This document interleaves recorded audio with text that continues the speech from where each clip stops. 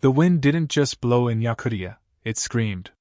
It screamed through the cracks in wooden walls, through frozen rivers, through the bones of those brave enough, or foolish enough, to stand outside for more than a minute. -60°C. At that temperature, your breath doesn't just fog, it crystallizes midair and falls to the ground like tiny shards of glass. In a small cabin on the edge of the village, far from the main road, lived a family that had seen many winters, but never one like this. Grandmother Adelina sat by the stove, her wrinkled hands trembling slightly as she stirred what remained of the evening broth. Her eyes, deep and dark like the Siberian night, stared into the pot as if searching for answers in the steam.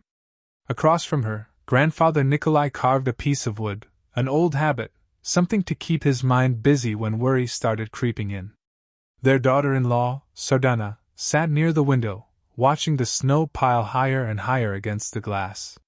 Her husband had died 2 years ago during a hunting accident, leaving her alone with 2 children in a land that showed no mercy to the weak. The boy, Alton, was 7. The girl, Tiana, only 5. They didn't understand yet what it meant when the adults spoke in hushed voices, when the meals became smaller, when the smiles disappeared. But they would learn soon enough. "Grandmother," Tiana whispered, tugging gently at Adelina's worn sleeve. "Will we have bread tomorrow?" Adelina didn't answer right away. She looked at the child's wide, trusting eyes, and felt something crack inside her chest. "Yes, my sunshine," she finally said, forcing a smile. "We will have bread." But as soon as Tiana turned away, Adelina's smile vanished. Because she knew the truth.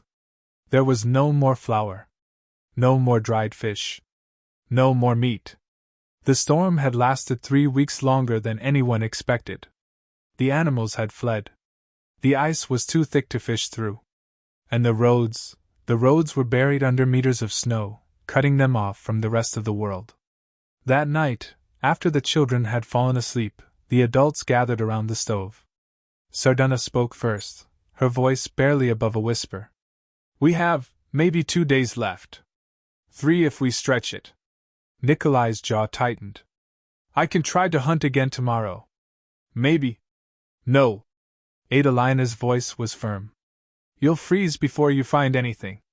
The animals are gone, Nikolai. You know that." Silence settled over them like a heavy blanket. Outside, the wind howled louder, as if mocking their helplessness. Sardana stared at the sleeping faces of her children. Her heart twisted. She had survived losing her husband, but losing her children? That was a pain she couldn't even imagine. "We'll ration what's left," she said quietly. "Give most of it to the children. We can last longer." Adelina reached across the table and took Sardana's hand. "We'll find a way," she whispered. "We always do." But even as she said it, she wasn't sure she believed it anymore. The fire in the stove crackled softly. And the night stretched on, cold, dark, and endless. But then, just before dawn, something happened. A knock. Sharp. Urgent. 3 times. Nikolai rose quickly, grabbing his thick coat and moving toward the door. When he opened it, a gust of frozen air rushed in, carrying with it the figure of a man bundled in furs. It was Dmitri, their neighbor from the other side of the hill. His face was red and raw from the cold, his breath coming in ragged gasps. "Nikolai," he panted. I need to tell you something." Adelina and Sardana stood, their hearts pounding. "What is it?" Sardana asked, fear rising in her throat. Dmitri stepped inside, shaking snow from his shoulders. He looked at each of them, and then he spoke words that would change everything. "There's something at the base of the mountain, buried under the snow. I found it by accident this morning." Nikolai frowned. "What are you talking about?" Dmitri's eyes were wide, almost frantic. "An old supply cache. From the Soviet days. No one remembered it was there, but it's full, Nikolai." "Full?" Sardana's breath caught. "Full of what?" Dmitri's voice dropped to a whisper. "Food." For a moment, no one moved. The word hung in the air like a fragile promise. Food. Sardana felt her knees weaken. Adalina pressed a hand to her chest, as if steadying her heartbeat. Nikolai stared at Dmitri, his weathered face a mixture of hope and disbelief. Are you sure? He finally asked, his voice rough. Dmitri nodded quickly. I was checking the old traps near the ridge. I slipped and fell against a snowbank. Part of it collapsed, and I saw it. A metal door half buried. I forced it open just enough to look inside. He paused, catching his breath. Cans. Dried goods. Grain sacks. Maybe even oil. I don't know how much, but it's there, Nikolai. It's real. Sardana felt something stir inside her, something she hadn't felt in weeks. Hope. But Adalina's voice was cautious. How far? Dmitri hesitated. 5 kilometers. Maybe 6. Through the valley. Nikolai's jaw clenched. 5 kilometers. In weather like this, that wasn't a walk, it was a gamble with death. We'd need sleds, he said slowly. And at least 2 people to carry the load back. I'll go with you, Dmitri said immediately. Sardana stepped forward. I'm coming too. No. Nikolai's voice was firm. You stay with the children. They have grandmother. Sardana shot back, her eyes fierce. I'm stronger than you think, Nikolai. And you'll need all the hands you can get. Adalina watched them argue, and then she spoke, her voice calm but heavy with experience. She's right. You'll need her. But… She looked at each of them. You leave at first light. Not before. And you take the emergency supplies, matches, rope, the knife. If something happens… Nothing will happen, Nikolai interrupted. But they all knew that was a lie. In Yakutia, at 60 below zero, anything could happen. Frostbite could steal your fingers in minutes. A wrong turn could leave you wandering until you collapsed. A sudden storm could bury you alive. But staying here, doing nothing, that was certain death. So they prepared. Sardana packed the sleds with rope and tools. Nikolai sharpened the old hunting knife. Dmitri checked the route one more time in his mind, tracing the landmarks he remembered. And Adalina prayed. Not to any god in particular, just to the land itself. To the spirits of the ancestors who had survived this cold for thousands of years. To the wolves, the ravens, the wind. Bring them back, she whispered into the darkness. Please bring them back. As dawn broke, if you could call it dawn, that pale gray light that barely pierced the horizon, the 3 of them stood at the door. Alton and Tiana were still asleep. Adalina hugged each of them tightly. Be smart. Be fast. And stay together. Nikolai nodded. Sardana kissed her children's foreheads one last time, and then turned away before the tears could freeze on her face. The door opened. The cold hit them like a living thing. And they stepped out into the white abyss. The first kilometer was manageable. They moved in silence, their faces wrapped in thick scarves, their eyes squinting against the wind. The snow crunched beneath their boots, a sound so loud in the stillness it felt almost violent. Dmitri led the way, following the ridge line. Nikolai pulled one sled. Sardana pulled the other. But by the 2nd kilometer, the wind picked up. It didn't just blow, it pushed. It shoved them sideways, forcing them to brace with every step. Sardana's legs burned. Her lungs ached. But she kept moving. Because stopping meant dying. By the 3rd kilometer, they could no longer see the village behind them. Only white. Endless white. Dmitri raised his hand suddenly, signaling them to stop. He pointed ahead. Through the swirling snow, a dark shape emerged. The mountain. And at its base, the ridge where the cache was hidden. They were close. So close. But then Nikolai noticed something. The wind, it was changing direction. And the sky, it was darkening. Storm, he muttered. Dmitri cursed under his breath. Sardana's heart sank. They had maybe an hour, maybe less. We move fast, Dmitri said. Get what we can carry and leave. No delays. They pushed forward. And finally, they saw it. The metal door, half buried in snow. Rusted. Ancient. But real. Dmitri dropped to his knees and started digging. Nikolai joined him. Sardana kept watch, her eyes scanning the horizon. The wind howled louder. The storm was coming. And they were running out of time. The metal door was frozen shut. Not just cold, but welded by decades of ice and rust, as if the earth itself had decided this place should remain hidden forever. Dmitri slammed his shoulder against it. Nothing. Nikolai pulled out the hunting knife and wedged it into the crack, prying with all his strength. The blade bent, but the door didn't budge. Sardana looked back at the sky. The storm clouds were rolling in fast now, dark and heavy, swallowing the pale morning light. They had minutes. Maybe less. Move! She said suddenly, stepping forward. Nikolai looked at her, confused. She crouched low, brushing away more snow from the edges of the door, exposing the hinges.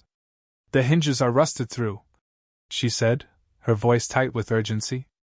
We don't need to open it. We break it. Dmitri's eyes widened. Break it? Yes. She stood, grabbing a large rock half buried nearby. Help me. Nikolai hesitated only a second, then joined her. Together, they smashed the rock against the frozen hinges. Once. Twice. 3 times. The metal groaned. And then, it cracked. The door sagged inward. Dmitri grabbed the edge and yanked it free. And there, revealed in the dim light filtering through the storm, was the cache. Sardana's breath caught. Shelves lined the small underground room, stacked with rusted cans, cloth sacks, glass jars covered in dust. Some of it was spoiled, yes, some of it was beyond saving. But there was enough. Enough to survive. Dmitri laughed, a sharp, almost hysterical sound. I told you! I told you it was here! Nikolai stepped inside, his hands trembling as he picked up a can. Meat. Preserved meat. He set it down carefully, as if it were made of glass. Sardana moved quickly, grabbing sacks of grain, checking each one. This one's good. This one too. Dmitri grabbed those jars. But her voice was cut off by a sound that made her blood run cold. A deep, rumbling roar. Not from an animal. From the sky. The storm had arrived. Nikolai looked up sharply. We need to go. Now. They worked in frantic silence, stuffing the sleds with as much as they could carry. Cans. Grain. Dried fish. Oil. Every second counted. The wind outside was already howling, throwing snow sideways in thick sheets. That's enough! Dmitri shouted over the noise. We can't carry more! Sardana grabbed one last sack, and then they climbed out. The world outside had transformed. Visibility was almost zero. The wind didn't just push anymore, it attacked. Nikolai tied a rope around his waist, then around Sardana's, then Dmitri's. Stay together! He shouted. If we lose each other, we die! They began the journey back. But this time, the mountain fought them. Every step was a battle. The sleds dragged heavy through the deepening snow. The wind screamed in their ears, disorienting them, making it impossible to tell which direction was which. Sardana's fingers were numb. Her face burned from the cold. But she pulled. She pulled with everything she had. Because her children were waiting. Because giving up was not an option. But then, disaster struck. Dmitri's sled hit a hidden rock. The rope snapped. The sled tipped, and half the supplies spilled into the snow. No! Dmitri dropped to his knees, scrambling to gather what he could. But the wind was burying everything within seconds. Leave it! Nikolai shouted. We have to keep moving! I can't! Leave it, Dmitri! Sardana grabbed Dmitri's arm and pulled him up. His face was twisted with desperation, but he nodded. They left the spilled supplies behind. And they pushed forward. 1 kilometer. 2. Sardana's legs were shaking. Her vision was blurring. But she kept moving. She thought of Alton's laugh, of Tiana's small hand in hers, of Adelina's voice, soft and steady. She thought of her husband, and how he would never have let her give up. And so she didn't. Finally, through the storm, a shape appeared. The village. The cabin. Home. Nikolai stumbled forward, pulling the sled the last few meters. Sardana collapsed against the door. Dmitri fell to his knees in the snow, gasping. The door flew open. Adelina stood there, her face pale with fear, and then flooded with relief. "You're alive!" They staggered inside. The warmth of the stove hit them like a physical blow. Sardana's legs gave out. Nikolai caught her. And Dmitri. Dmitri just sat on the floor and started to cry. Adelina looked at the sleds, at the precious cargo tied to them. She covered her mouth with her hand. And then she whispered, "You did it!" For the first time in weeks, the stove was full. The small cabin filled with the scent of something Sardana had almost forgotten, cooking food. Real food. Adelina stood at the stove, stirring a pot of thick soup made from the canned meat and grain they'd brought back.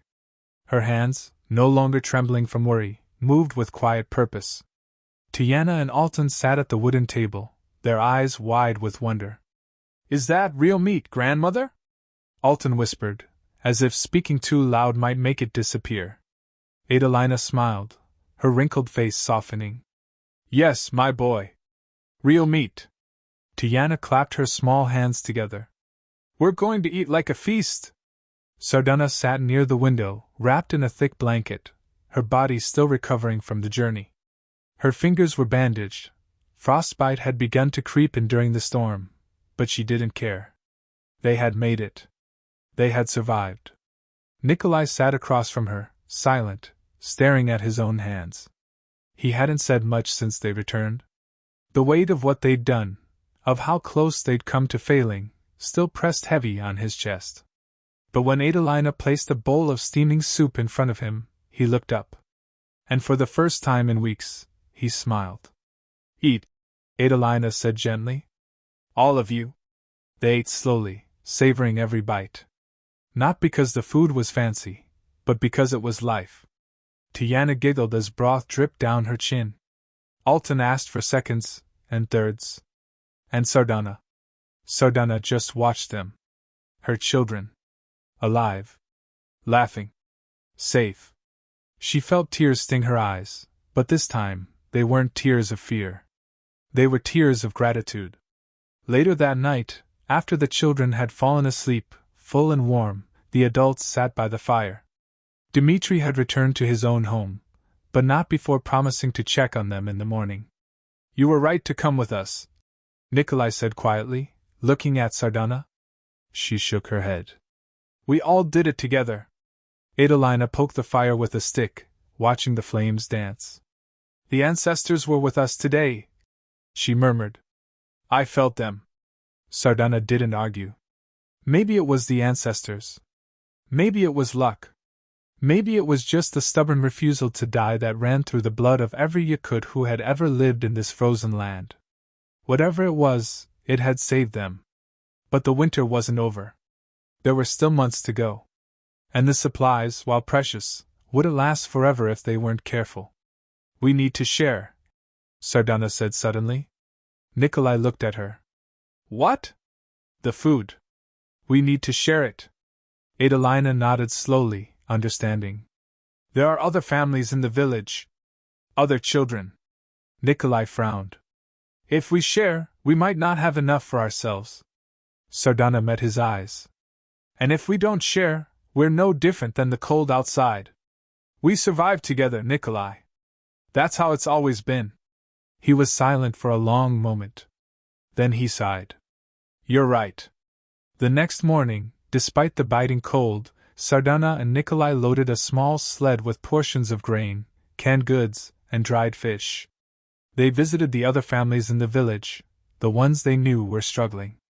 Old Vera, whose husband had died the year before. The Ivanovs, with 4 children and almost nothing left.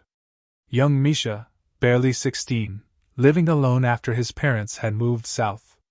Each time they knocked on a door, they were met with disbelief. For us? Vera whispered, her voice shaking. For all of us, Sardana said simply. Words spread quickly.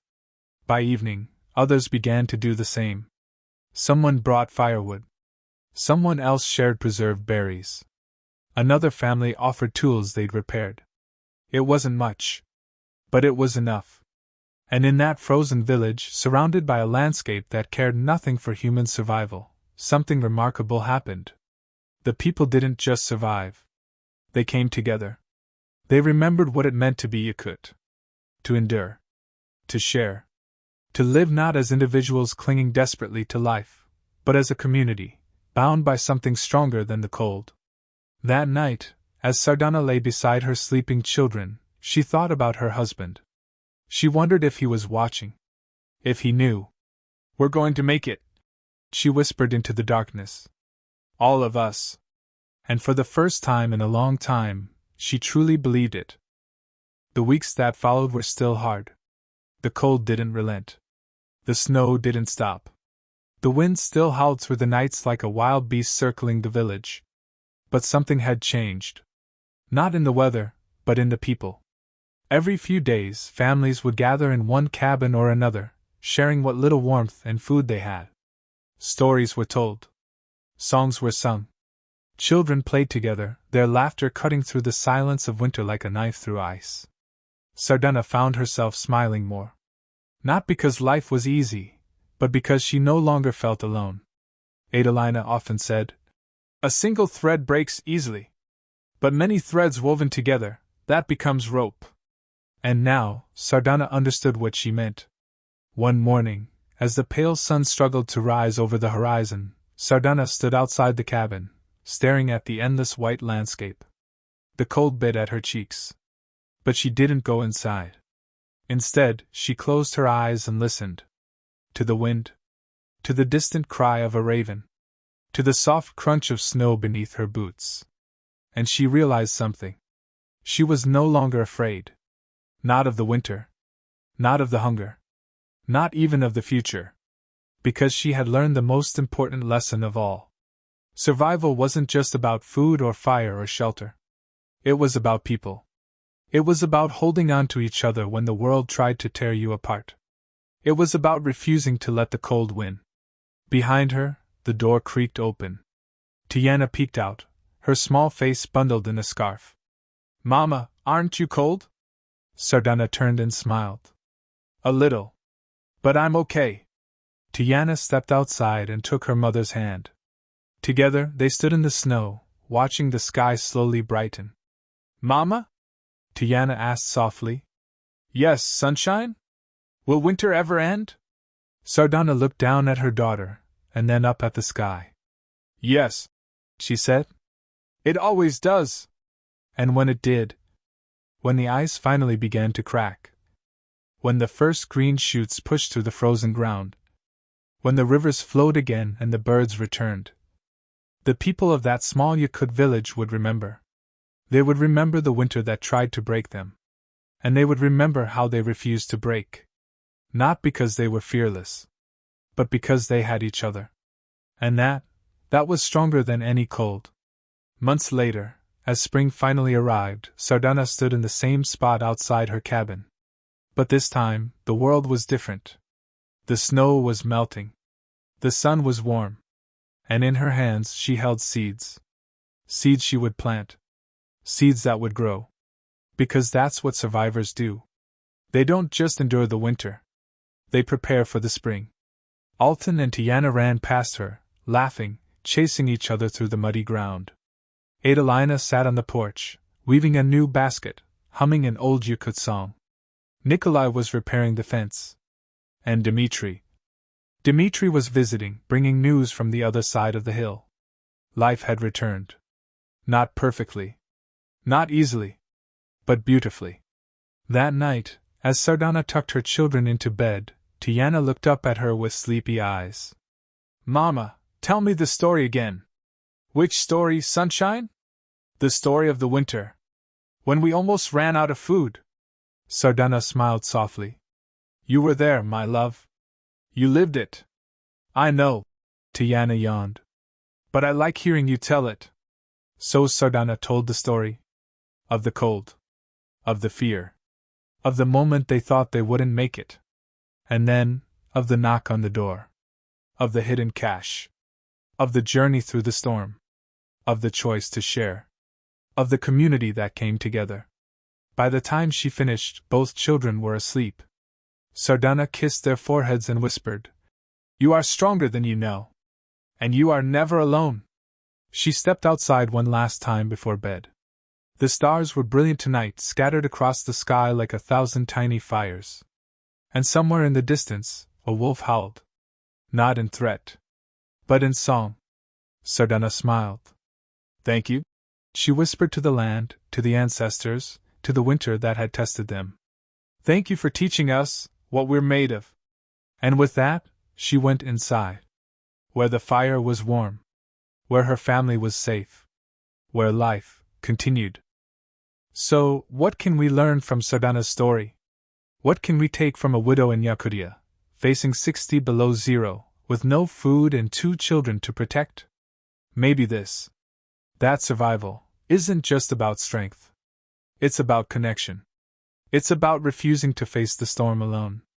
It's about believing, even when everything looks hopeless, that tomorrow might bring something unexpected, something that saves you. Sardana didn't survive because she was perfect. She survived because she was willing to take a risk. Because she accepted help. Because she chose to share, even when she had so little. And because she held on, not just to food or fire, but to hope. That small, stubborn flame that refuses to go out. No matter how cold it gets. So if you're facing your own winter right now, if you feel isolated, afraid, running out of what you need, remember Sardana. Remember that help sometimes comes from the most unexpected places. Remember that you are stronger than you think. And remember, you are not alone.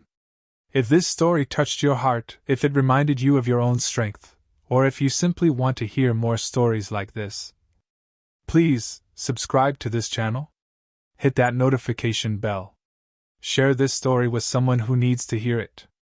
Because every story we share, every connection we make, is another thread in the rope that holds us all together. Thank you for listening. And may your own winter, no matter how cold, lead you to spring.